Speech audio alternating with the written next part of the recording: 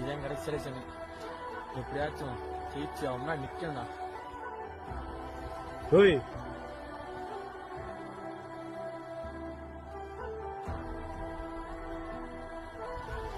Love ஃபெயிலியருக்காக ஓட வந்திருக்கியா?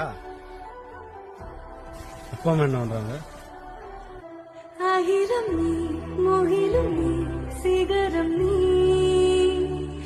அழுதிடும் மகதிகள் சிரிப்பு நீ. அவங்களுக்காக ஓடுறா, கண்டிப்பா கிடைக்கும்.